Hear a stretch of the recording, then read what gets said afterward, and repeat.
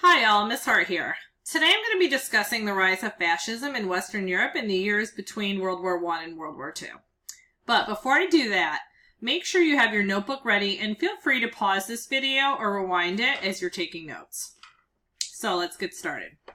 The 20th century gave rise to several new forms of government, both of which are totalitarian in nature. Remember, totalitarianism is kind of an umbrella term that refers to any political system where the state or the government takes control of all aspects of both public and private life.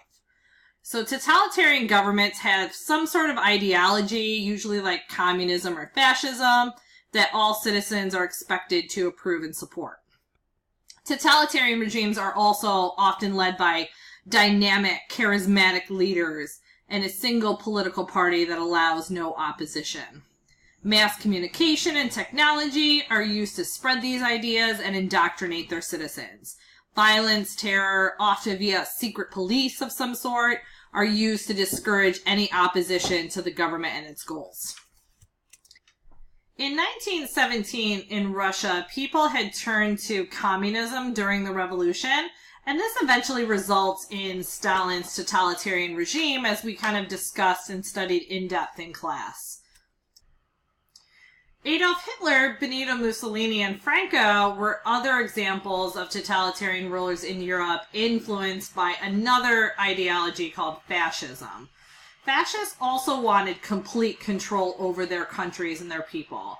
While these totalitarian leaders in Europe were motivated by different ideologies, they were all deeply nationalistic and militaristic, believing that they needed to fight for the survival and superiority of their nations while building up a strong military that could defeat other nations that may have attempted to take away their power. This also is going to spread to Japan, and Emperor Hirohito emerged as a nationalist and a militaristic leader fixated on overseas expansion. Like the communists, the fascists were kind of a misery party. Misery parties are kind of code for any sort of political group that becomes popular during times of widespread suffering or economic depression that really leaves the mainstream parties looking adequate. So they kind of come to power through the misery of the people and kind of playing on the misery of the people. Although the communists and fascists were completely opposites in ideology, they were actually pretty similar in the tactics they used. Fascists had no exact ideology. There was no kind of fascist version of Karl Marx to kind of write it all out. And unlike communism, it was not an intellectual movement. In fact, fascism tended to be anti-intellectual.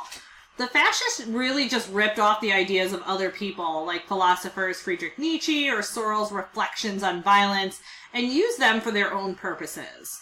The fascists tended to really glorify violence, really prioritize the welfare of the state, kind of nation over the people, and ignore the rights of the individual.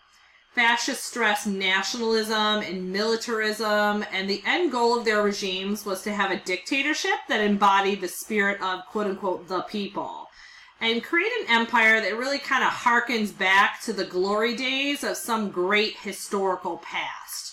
Fervent love for the state and an unquestioning loyalty and obedience were also encouraged in fascism. The development of fascism in Europe in the 1920s and 30s really begins with World War I and the Treaty of Versailles. Another important factor was the economic problems in post-war Europe and the worldwide Great Depression of the 1930s. People don't generally turn to radical or extreme ideologies like communism or fascism unless there are huge problems that the traditional, more moderate, centrist parties can't fix. And this is where we begin in Italy. Benito Mussolini is the name to remember when studying the rise of fascism in Italy. Mussolini was a World War I veteran and founded a new right-wing political party that really advocates Italian nationalism. They had black shirts for uniforms and launched like a program of really terrorism and intimidation against all their opponents. In October 1922, Mussolini leads the fascists on the March to Rome. And King Emmanuel III, who had very little faith in Italy's parliamentary government, was really forced to ask Mussolini and his intimidating band of black shirts to form a new government. Initially, Mussolini, who was appointed prime minister, cooperated with the Italian parliament, but aided by his kind of brutal police-type organization, he soon became the effective dictator of Italy. In January 1925, a fascist state was officially proclaimed, with Mussolini as Il Duce, or the leader. Similarly, in Germany, another World War I veteran, this time by the name of Adolf Hitler, would lead the fascist Nazi Party to victory in the 1932 election, kind of dismantling the democratic Weimar Republic. After Germany lost the First World War, the Kaiser fled, and a new democratic government of Germany was declared in February of 1919 in the small town of Weimar. Fun fact, the Democratic Republic was not declared in Berlin, which is kind of the capital and most important city in Germany, as there had just been a revolt by a communist group, and it was kind of considered too dangerous. Just kind of remember that communism is growing in popularity during this time. Remember, this is, right around the same time of the Russian Revolution. So, communism and the growing popularity of communism is going to be seen as a real threat in a lot of these nation states. The Weimar Republic was really an attempt to create a genuinely democratic country. The Weimar Republic really, on paper, looked like a perfect democracy. It had a Bill of Rights that guaranteed every German citizen freedom of speech and religion and equality under the law. All men and women over the age of 20 were given the vote. This was even better than in Britain, where only women over 30 could vote. There was an elected president and an elected Reichstag, which is like the parliament.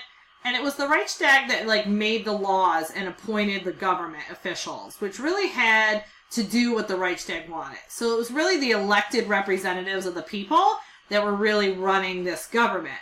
It all seemed marvelous. However, in practice, the Weimar Republic was unstable and ineffective at dealing with really the serious problems of the 1920s and 30s. And that's really because of some flaws in kind of the Constitution. These two flaws really eventually led to the downfall of the Weimar Republic and the establishment of the Nazi state under Hitler. The first flaw was the system of selecting representatives. Instead of voting for an individual representative like they do in the United States and in Britain, Weimar Germans voted for their party. So each party was then allocated seats in the Reichstag, exactly reflecting, i.e. proportionally, to the number of people who had voted for. This kind of sounds fair, it sounds good on paper, but in practice, it was a total disaster. It really results in dozens of tiny little parties with no one party getting a majority of the votes. So it's possible to be what we call a majority-minority party. So you, in theory, could win 39% of the vote and really have won the highest percentage because there's so many other political parties. It's not a two-party system. This makes the formation of a government difficult, unstable, and it was really challenging to get laws passed in the Reichstag, even badly needed ones. Because oftentimes you had to form a coalition of a bunch of different parties to get a majority of votes in order to pass any needed legislation. And this was really hard to do. So this kind of able to deal with the serious economic crisis that's going to come about in the late 1920s, the Great Depression. The second thing about the Weimar Republic that was really a big flaw was Article 48, which said that in an emergency, the president did not need the agreement of the Reichstag, but really could issue decrees. This was supposed to be, an emergency power if the government needed to act quickly and respond quickly to some sort of crisis.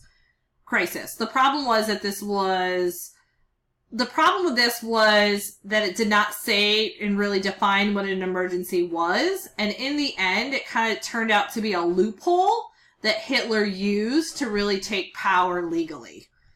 It was these economic problems and the Republic's inability to deal with them that really allowed a relatively small group of fascists to grow in popularity until they were able to win the largest number of votes in the 1932 election in Germany. They didn't win a majority, but they had the highest percentage.